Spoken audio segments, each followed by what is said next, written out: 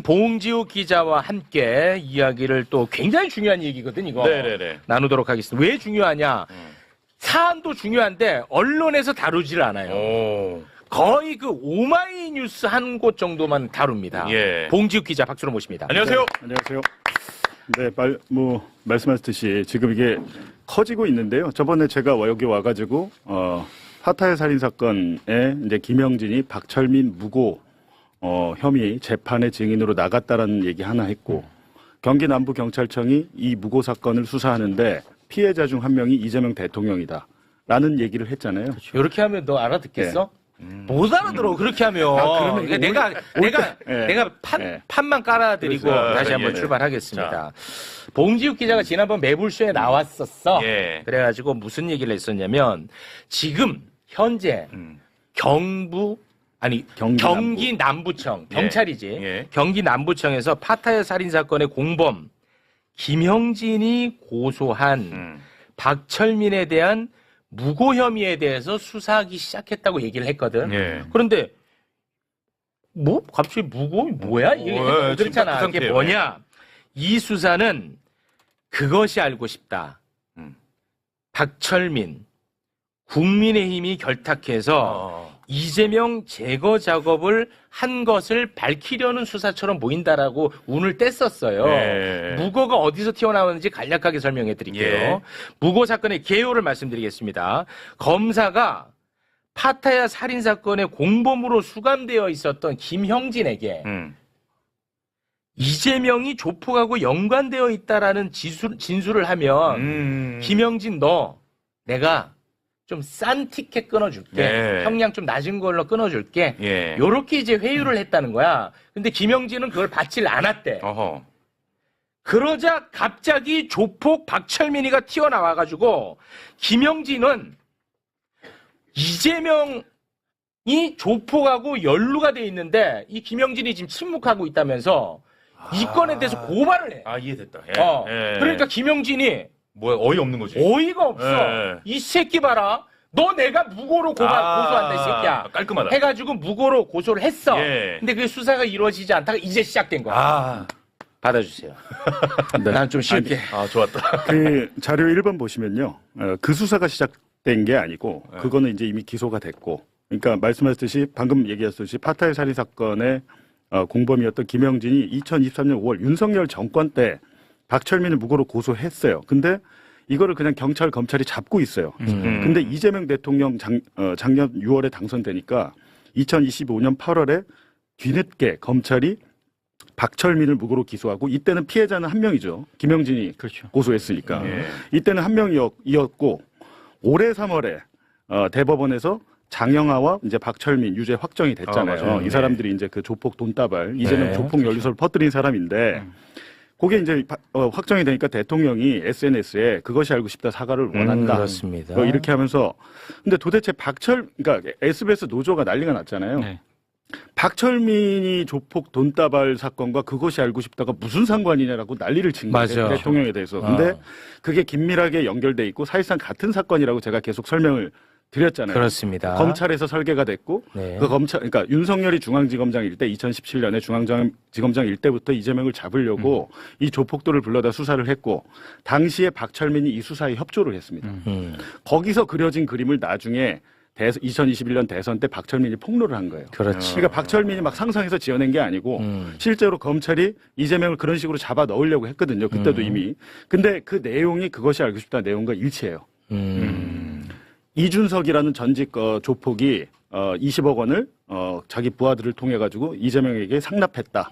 요게 이미 검찰에서 2017년에 수사할 때 이 그림을 그렸다는 얘기잖아요. 예. 그래가지고 이제 제가 그 관계를 말씀드렸는데 이제 이게 이러고 끝날 뻔했는데 박철민의 무고 재판이 최근에 시작이 된 거예요. 근데 첫 번째 공판에 그게 이제 불과 지난주죠. 4월 23일에 박철민의 무고 재판인데 김영진이 증인으로 나왔습니다. 나와가지고 이 기사를 제가 말씀드리는 게 이거는 사실 그냥 발생 기사라고 하거든요. 스트레이트 기사예요. 이걸 언론이 오마이뉴스 김종훈 기자 빼고 아무도 안 씁니다. 맞죠? 이게 진짜 심각한 거예요. 그리고 제가 두 가지를 말씀했는데 예. 언론이 하나 쓴 거는 이거는 지금 박철민의 무고가 피해자는 지금은 김영진 재판이 이루어지고 있는데 보니까 경찰이 수사에 나섰어요. 제가 그걸 어떻게 알았냐면 박철민이 그때 11명을 고소를 했어요. 11명을. 그중에 이재명 대통령도 있고. 근데 경찰이 보니까 이 당시에 박철민이 고소해서 무고했던 사람들한테 다 연락을 돌리고 있더라고. 와. 그리고 저기 지금 청와대 측에도 경찰이 아마 확인을 할 것 같아요. 왜냐하면 이제 대통령의 처벌의사. 근데 아. 무고가 꼭 반의사 뭐 처벌의사가 있고 없고는 상관없어요. 그냥 수사하면 되는데 그래도 형식적으로 고소고발 사건 아니고 경찰이 인지한 거잖아요. 인지. 이 박철민이가 새빨간 거짓말을 했구나라는 게 정확하게 드러났으니까 무고라는 것은 네가 거짓말을 해가지고 특정인을 잡아 넣으려고 거짓말을 했을 뿐더러 국가기관을 낭비하게 했어. 국가기관의 권력을 낭비하게 했어. 해서 반의사불벌죄도 아니고 친고죄도 아니고 그냥 경찰이 그냥 하면 돼요. 하면 되는데 어제 그러니까 다시 그 일지를 보여주시면 어제 경기 남부청 광역수사단 옛날에 광수대 있잖아요. 조폭잡고 하는 이걸 광수단이에요. 지금 이 광수단이거든 이름이. 경기 남부청 광수단 1팀이 1팀 팀장까지 해가지고 어제 순천교도소에 내려갔어요. 아, 내려가서 김영진을 수사 잡견했습니다. 그래서 어제 조사를 해서 조서를 꾸몄습니다. 근데 제가 이걸 어떻게 알았냐면 김영진이 경찰이 조사를 하러 왔는데 망설인 거예요. 왜? 내가 또 정치적으로 이용되는 게 아닐까. 나는 걱정을 하면서 망설이면서 아버지랑 화상 접견을 했어요. 요즘에 이렇게 컴퓨터로 스마트 접견이라고 해가지고 화상으로 면회를 할 수 있거든요. 아버지한테 이제 그 얘기를 하니까 아버지가 아니다. 이거는 대통령의 억울함을 풀기 위해서라도 네가 다 얘기를 해야 된다. 설득을 해서 이제 조사가 이루어진 거예요. 근데 실질적으로 교도소에 있으니까 뭔 내용을 조사했는지 모르겠지만 아무튼 얘기할 때 그렇다면 이제 김영진은 2018년부터 지금까지 똑같은 얘기를 계속 반복해서 하고 있다고 제가 말씀드렸잖아요. 그렇습니다. 말씀드렸는데 김영진이 여태까지 이제 제가 공개 안 한 것 중에 김영진이 그러면 어제 경찰한테 무슨 얘기를 했을까라고 보면 2번 자료를 보시면 이미 본인의 살인사건 재판에서도 피고인 의견서라고 해가지고 변호사를 통해서 재판장한테 계속 의견을 냈는데 전체는 아니고 뭐 한 20장 냈으면 그중에 한두 장은 이재명, 은수미 관련 내용이 있습니다. 그래서 그게 이제 3번 자료 1차 의견서의 주요 내용인데 이거 최영진 씨가 좀 읽어주시죠. 자, 검사는 그것이 알고 싶다 2부가 피고인의 신변에도 여론이 형성되고 이재명 도지사, 은수미 성남시장을 말하며 국제 마피아파 고문들 아니냐며 대단하신 분들과 조폭들은 다 연결됐잖아요. 자리 잡고 하면 다 배신하는 것 아니에요 등 농담까지 했습니다. 이게 2019년에 김영진이 법정에 제출한 겁니다. 2019년에. 본인의 재판에. 그러니까 본인의 재판에 이제 본인을 방어하면서 검사실에서 자기가 조사받을 때 있었던 얘기를 똑같이 하고 있잖아요. 근데 그 다음에 2020년에도 5번 자료 보시면 최종 의견서라는 제목으로 본인이 자필로 또 내요. 이거를 2020년경에. 그러니까 이건 박철민이 폭로하기 1년 전이잖아요. 이미. 그렇죠. 이때 6번 자료 한번 읽어주시죠. 자, 김영진의 최종 의견서입니다. 검사가 그 당시 저에게 어차피 그할 방송대로 될 것이고 이재명 경기도지사와 은수미 성남시장과 연결된 방송이 곧 나갈 것을 설명하며 방송대로 할 것이고 여론이 살인이라는데 재판부는 쉽게 무죄를 쓸 수 있겠냐는 것이었습니다. 그할 방송은 제가 이준석 대표와 함께 불법 도박 사이트 일을 하고 두 사람의 관계가 끊을 수 없는 사이고 이재명 지사는 이 사건을 무마하기 위해 검찰에 외압을 했다는 내용으로 이슈가 됐는데 모두 사실이 아닙니다. 가짜뉴스를 넘어 그냥 범죄라고 생각합니다. 그러니까 아까 이제 다시 수사 일지를 다시 보여주시면 이게 보면 이제 경기 남부청에서 박철민이 이제 이재명 등 김영진을 이제 처음에 고소한 게 2021년 12월이에요. 그러니까 조폭 동따발 폭로가 실패했잖아요. 옛날 사진 재활용했다. 근데 미련을 못 버리고 고소까지 본인이 고소한 게 지금 본인한테 부메랑으로 돌아와서 이재명 대통령에 대한 무고 수사까지 지금 이루어지고 있는데 제가 이제 오늘 쭉 자료를 보다 보니까 4번 자료 이게 이제 2021년 12월에 박철민이 이재명 외 10명을 이재명 외 10명 김영진 포함해서 이준석 김영진 그리고 플러스 이제 이재명을 수개로 해가지고 1번에 넣고 공익 제보라는 이름으로 수원지검에 고발은 고발장입니다. 근데 고발장인데 이거에 대해서 수원지검이 직접 수사를 하지 않고 경기 남부청으로 내려보내서 남부청에서 수사를 한 거예요. 근데 경기 남부청이 당시에 실제로 이게 조사를 해가지고 야 이거 아무것도 아니네 박철민이 거짓말이네 하면서 무혐의를 내렸어요. 근데 당시에 김영진이 또 끌려가서 고발을 당했으니까 조사를 받았을 거 아니에요. 7번 자료를 한번 보여주시면 경기 남부청입니다. 그때도 경기 남부청, 지금도 경기 남부청. 그때 이제 경기 남부청 수사관이 김영진, 이제 감옥에 있던 김영진을 또 이제 찾아가가지고 서울구치소로 찾아가지고 진술 조서를 꾸몄는데 이 내용을 보니까 8번, 그러니까 그 진술 조서에서 수사관이 묻고 김영진이 답한 게 있습니다. 잠깐만 이거 수사관을 제가 보시죠. 읽어드릴게요. 네. 자, 고발장 내용을 보면 박철민 고발장 내용을 보면 이재명이 국제파의 고문이다. 국제파를 이용하거나 지원하였다는 내용도 있는데 혹시 알고 있는 사실이 있나요? 그냥 박철민이 관심종자라고 생각합니다. 언론을 통해서 봤는데 말도 안 되는 얘기입니다. 그 다음 9번. 네. 네. 박철민 진술에 의하면 2013년부터 이준석이 이재명과 공생 관계였고 진술인이 더 먼저 이재명과 알고 지냈다고 진술하던데 이거 사실입니까? 아, 미친 새끼네요. 말도 안 되는 얘기입니다. 저는 그 사람 실물이라도 좀 봤으면 좋겠네요. 그러니까 이게 어떤 의미가 있냐면 당시에 박철민이 이재명 등을 고발할 때 그 전엔 조폭 연루설이었잖아요. 그렇죠. 그게 아니라 고발장의 내용이 이재명은 그냥 조폭이에요. 아, 조폭이야. 성남국제마피아파의 고문이라고 하고 은수미도 고문이라고 해가지고 한 겁니다. 근데 그 무리함이 있었으니까 네. 지금 다시 또 수사할 수 있는 거네. 그러니까 근데 보세요. 지금 김영진은 자기가 어찌됐든 박철민을 고소해서 무고재판을 자기가 증인으로 나가서 얘기하고 있잖아요. 그렇습니다. 이게 사실은 여기서 끝날 수 있었는데 경찰이 보니까 이거 안 되겠거든. 음. 그래가지고 이제 이거는 지금 어떤 수사를 하고 있는 거냐면 이재명 대통령을 비롯한 이 피해자들한테 야 박철민 우리가 처벌해 줄게 얘기 좀 합시다. 조서 씁시다. 이게 아니고 당시에 박철민의 단독 범행이 아니라고 보이지.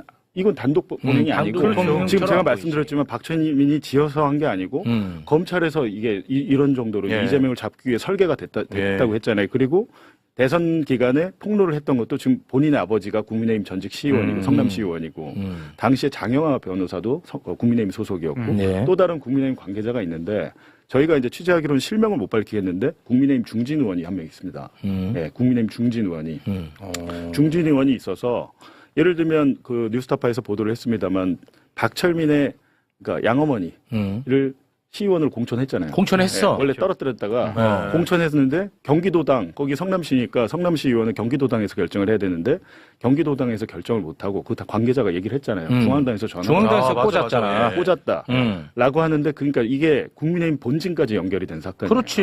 그래서 지금 경찰이 하려고 하는 게 그 배우와 몸통을 찾고 있는 겁니다, 지금. 이거 엄청 큰 수사야. 그래갖고 제가 이제 오늘 갑자기 와서 이건 설명을 해야겠다라고 해서 온 건데 이게 지금은 이제 국정조사다, 국정조사 특검이다 이렇게 가겠지만 네. 한 축으로는 사실은 우리가 검찰에서 도대체 어떤 짓을 벌였는지가 굉장히 궁금하고 네. 그 검찰과 예를 들면 국민의힘이다. 국민의힘의 배우 몸통이 있는데 본진에 누구냐 그게. 그렇지. 라고 하는 게 이제 대통령은 이 조폭연루설하고 대장동 그분으로 사실상 그 대선판을 뒤집어졌다, 도둑맞았다, 이렇게 표현을 했잖아요. 근데 실제로 그런 일이 있었던 거예요. 근데 거기에 대해서 최근에 이제 또 동아일보 2021년 10월 9일자 대장동 그분 네. 그 보도에 대해서 또 한국신문상을 준 거를 취소해야 되는 거 아니냐 이렇게 네. 또 올렸더니 동아일보는 지금 일단 아무 말 하고 있지는 않지만 내부는 굉장히 부글부글 하답니다. 이거 가만히 둬야 되냐 해가지고. 그러니까 대통령에 대해서 부글부글 한다는 거야? 부글부글 하고 이거 아니, 우리 가만히 있지 않겠다. 이런 식으로 진짜. 이제 들리는 얘기가 그래요. 그런데 이거를 대응을 어떻게 할 건지 본인들이 좀 열받은 상태인가 봐요. 근데 전해 듣기로는 그런 것이고 어제 한국기자협회에서 보니까 또 대통령의 그런 수상 취소까지 하라는 건 이건 진짜 아니지 않냐 이런 식으로 그렇죠. 이제 지적을 또 한국기자협회에서 한 거예요.